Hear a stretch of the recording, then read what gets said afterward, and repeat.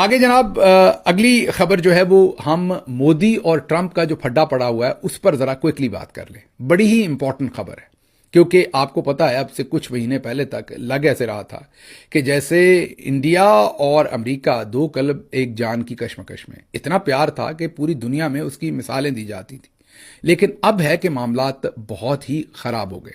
ये खराबी तब चली जब आपको याद होगा सदर ट्रंप का जो पिछला दौर था उसमें हॉडी मूडी नाम की और फिर नमस्ते ट्रंप नाम की कुछ रैलीज की गई, कुछ बहुत बड़े इज्तिमा किए गए जहां पर सदर ट्रंप को सेलिब्रेट किया गया, ग्रेस किया गया और सदर ट्रंप ने भी उसको एंजॉय किया।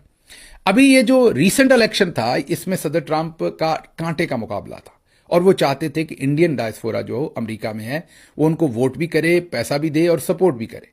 इसके लिए उन्होंने नरेंद्र मोदी से सपोर्ट मांगी। नरेंद्र मोदी ने उनको कहा कि मैं आपको सपोर्ट करूंगा, लेकिन नरेंद्र मोदी को यह लगा कि सदर ट्रंप ने हार जाना है क्योंकि डीप स्टेट अमेरिका की उनके खिलाफ है। इसलिए नरेंद्र मोदी ने उनको चक्कर करा दिया और जो वादा किया था वो पूरा नहीं किया।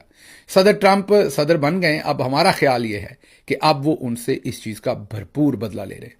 को तकरीबन 57 दफा वो बता चुके हैं कि इंडिया पाकिस्तान की जो जंग थी वो मैंने खत्म करवाई और मोदी को बहुत जूते पड़ने थे अगर मैं वो जंग खत्म ना करवाता।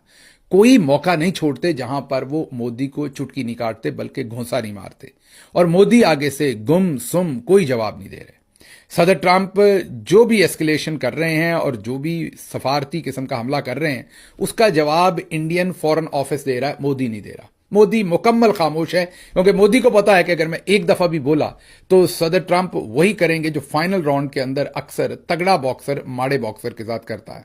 मोदी चुप है और इस वक्त को गुजारने की कोशिश कर रहे हैं। बहरहाल सदर ट्रंप ने रिसेंटली पहले तो इंडिया पर 25% टैरिफ अनाउंस किया, फिर कहा कि वो रशिया से तेल खरीदते हैं 25% और उनके ऊपर हम टैरिफ लगाएंगे। इस सूरत हाल में सदर ट्रंप से सवाल पूछे गए कि आप इंडिया पे तो टैरिफ लगा रहे हैं, चाइना सबसे ज्यादा तेल खरीदता है रूस से, उस पर क्यों नहीं टैरिफ लगा रहे?